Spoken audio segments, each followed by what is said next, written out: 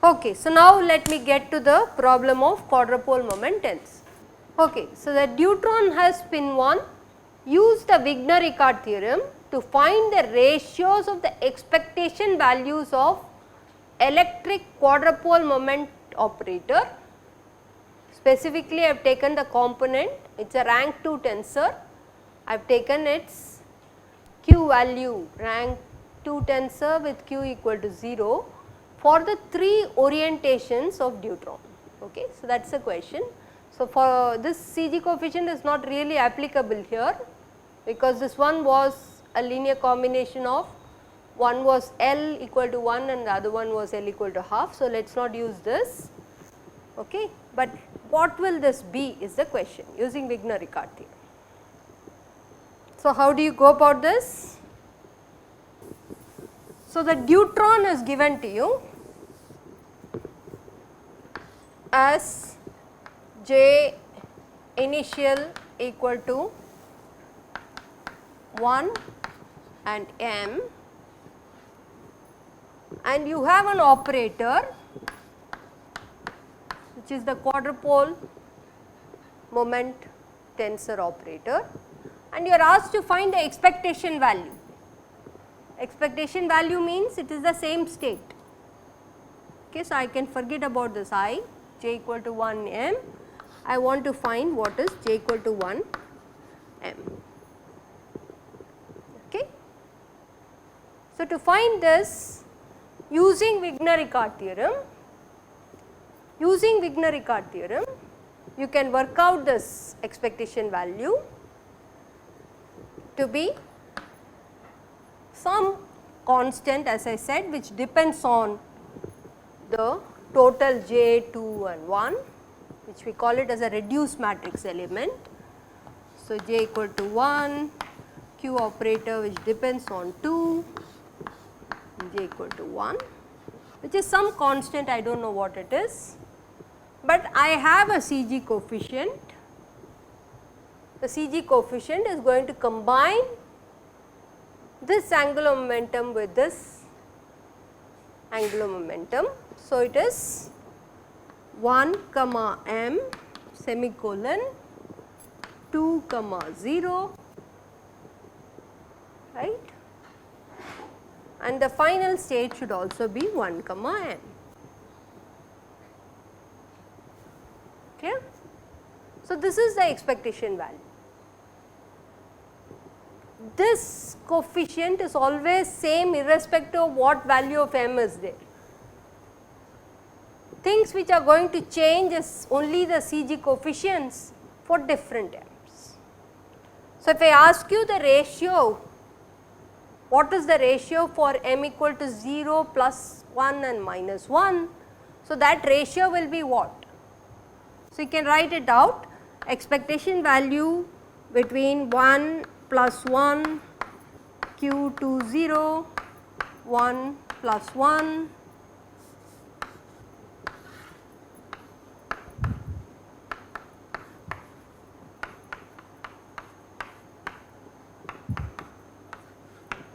what will this be? This is just going to be the ratio of your CG coefficients. This is 1 1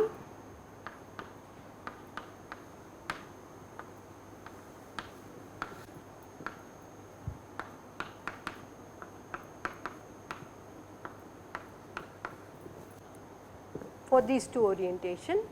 Similarly, you can find it for the other one and you can write it as a all the possible ratios. This CG coefficients, just like the table I gave you, I explained two of the tables for you. This table will be given to you and you have to only figure out what is that coefficient from the table and substitute it. Okay. So, the coefficients actually turns out to be, so let me just give you the answer. It turns out to be, this ratio turns out to be 1. So, essentially it is minus root 3 by 10 and this is also minus root 3 by 10. Okay. But if you want to find 0, if you put in 0, then you get that coefficient, CG coefficient is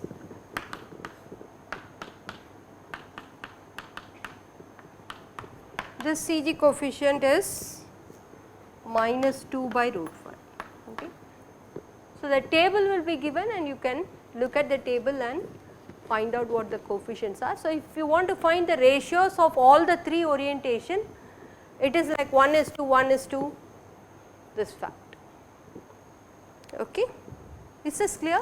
So, experimentalists, if they give you this result to you, then you do not even need the experimentalist to determine the coefficients for the other orientation. Wigner-Ricard theorem will fix it. Is that clear? If he gives Q20 expectation value for a deuteron with m equal to +1, then the rest of the 2 orientations you do not need the experimental data. In fact, you can make sure that you can validate the experimental result by showing yes, Wigner-Ricard theorem has actually given that ratio correct. Okay. So, that is the power of the SU2 group symmetry of most of the spherical systems. Any spherical systems, if you are looking at, they are given by a potential which is like a 1/r potential, right. All these systems have rotational symmetry. If it has rotational symmetry, the generators of rotational symmetry in the position space would be just orbital angular momentum, but if you include internal spin space, then it is a total angular momentum. Once you put in total angular momentum, it is called the SU2 symmetry, because J can be half odd integers or integers. Is that clear? So, most of the system with rotational symmetry, Wigner-Ricard theorem is really powerful to give you the matrix elements or selection rules of transition from an initial state to a final state due to some operator like electric dipole moment or quadrupole dipole moment and so on. Yeah. So, now let us see this interesting thing which I have already given to you in the next problem on the slide.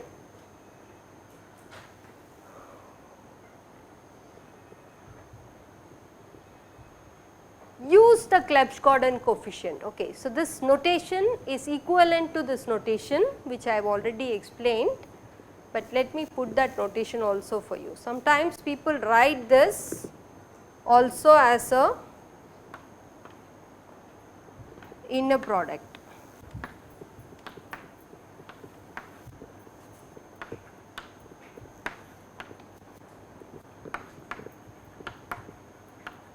Okay. People do write this way, both are equivalent. The CG coefficient which I have written, sometimes they write it as an inner product of 2 states. Okay. So, that is the coefficient which I have given in your problem. Yeah, use the Klebsch-Gordon coefficient which is given to you and you are asked to verify dipole moment, quadrupole moment and so on. Okay. So, you have to verify that the static 2k pole moment of a charge distribution has 0 expectation value in any state with angular momentum j less than k by 2. How many of you have already verified this? So, what is to be done here? You have to find the expectation value. So, let us do the same quadrupole moment tensor which we did here. Okay. So, if you take the quadrupole moment, it is 2 to the power of k equal to what? K is 1. So, k is 1. If I put that in, so if you take j to be less than 1, you have to get it to be 0. Clear? You have to get it to be 0. So, let us check it. If you put this to be half, you use this coefficient. The coefficient which is given to you has to be used. If j is half, then you can see that that coefficient itself vanishes. Clear? The CG coefficient vanishes. So, to do an expectation value of Q20 between, instead of deuteron, if you take spin half particle, that expectation value will be 0. Okay. So, this is what you can check for one or two cases from using this coefficient and make the statement that a powerful statement that to find the 2k pole moment expectation value, it is going to be 0 if the particle has j less than k by 2. Is this clear? Now, I also want you to appreciate not just seeing it as a problem, it is just that without even doing computation, you can tell the experimentalists these things you do not even need to measure, you will never see it in the lab, it will be 0. That kind of a thing you can give as an input to the experimentalist. That is why the Wigner-Ricard theorem is really powerful. It is not just a passing theorem just stated, it is just working out the CG coefficient and looking at the ratios. So, this statement saying that 2k pole moment expectation value for j less than k by 2 will vanish. So, you do not even look for all the j's, which is not going to show any signature in the lab. You will say if you try to do that expectation value or any transition elements, you will find it to be 0. That is all we are trying to do. Okay? Is this giving some flavor of, I am sure you have done Wigner-Ricard theorem in quantum mechanics course, and Wigner-Ricard theorem does not stop there. It is going to be useful, as I said, that when I do a decay process or a scattering process to go from initial state A to a final state which is mediated by a tensor. Typically the scattering matrix is a tensor of rank 0, it is like a scalar operator. Okay. If you have a scalar operator, those expectation values if you want to see, you can still invoke the Wigner-Ricard. Okay. So, the next problem, decimate baryon wave functions. So, what was the decimate? How did we find the decimate baryon? So, baryons are made of 3 fundamental quarks which come in 3 flavors, up, down and strange, right. And then we denoted the baryons to belong to a tensor product of 3 fundamental representations.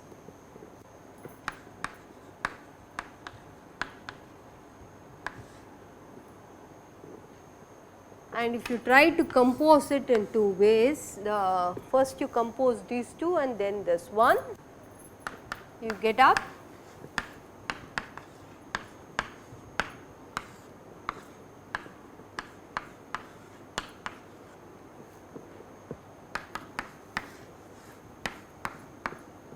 this is only 3 boxes.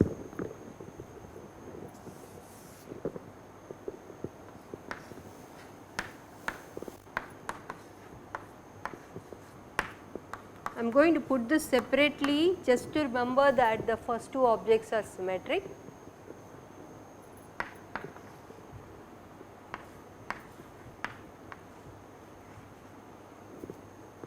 First 2 objects are antisymmetric, and then you have one more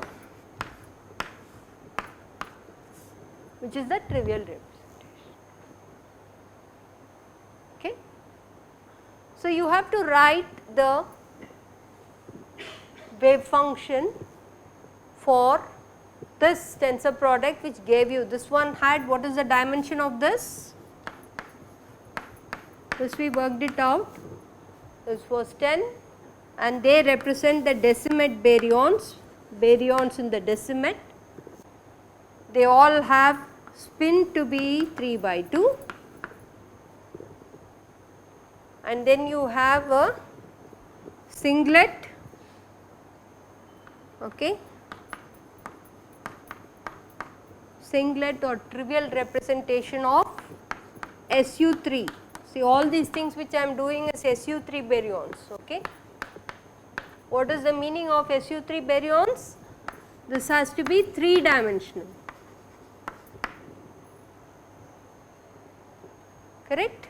This is 3 dimensional and we work out the dimensions of them, and as I said, this one is d equal to 8, this one also d equal to 8 and this one is d equal to 1, and you have to get 3 into 3 into 3 which is 27, is 27 is a reducible representation that is decomposed into irreducible components 10 plus 8 plus 8 plus 1 which adds up to 27. Clear? And this some combinations of this will represent your octet baryons, the 8-fold path. Okay. So, this is what is the particle content which is seen. In fact, this corresponds to J equal to half. This includes the baryons and the protons and the neutrons. This one has the other baryons. In fact, as I said, one of the baryon which was omega was detected after Gell-Mann's quark model. Okay. So, now what is the question? I have asked you to find the, just like we found the Jm states which is in the binary basis. Now, you have to find the states for them which is tertiary basis, right. You compose fundamental objects, 3 of them, and you should get the tertiary basis wave functions for the same procedure of finding CG coefficients, but this CG coefficients will be the SU3 CG coefficients. Instead of J and M, you will have highest weight vector lambda and the corresponding weight vector mu. You have to play around with that. Okay. As a nice trick where we connect the symmetric group of degree 3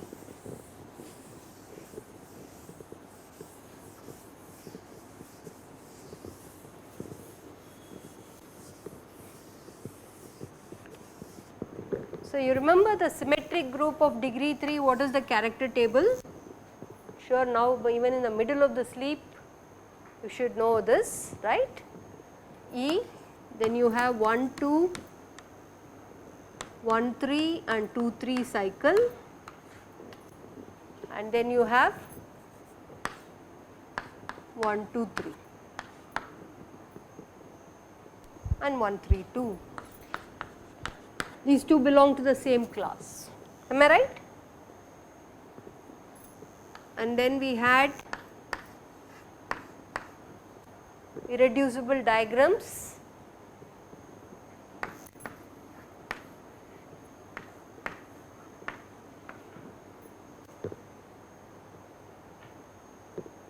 right. So, when I want to write the projection operator for this one, I can write it as summation over characters for that representation, every element G times G operator.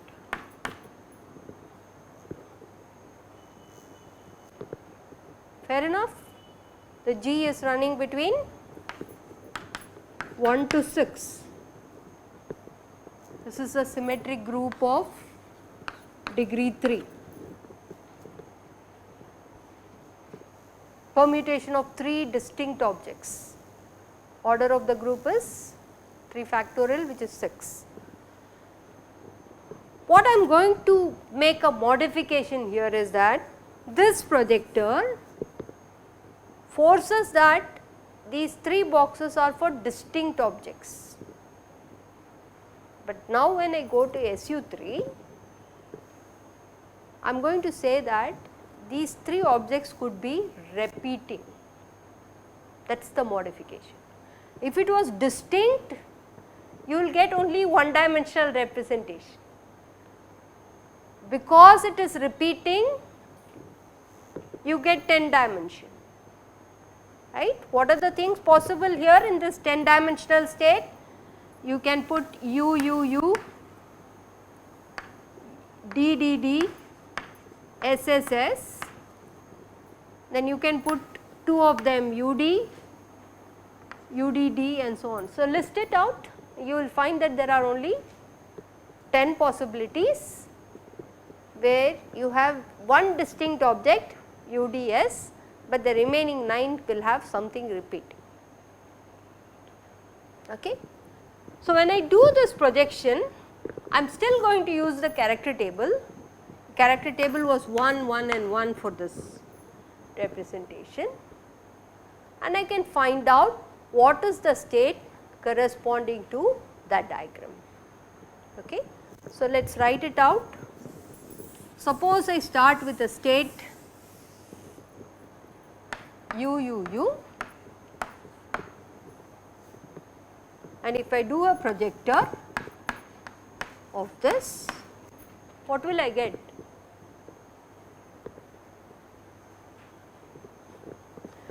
This G operator will interchange the first position and second position when G is 1, 2, first and third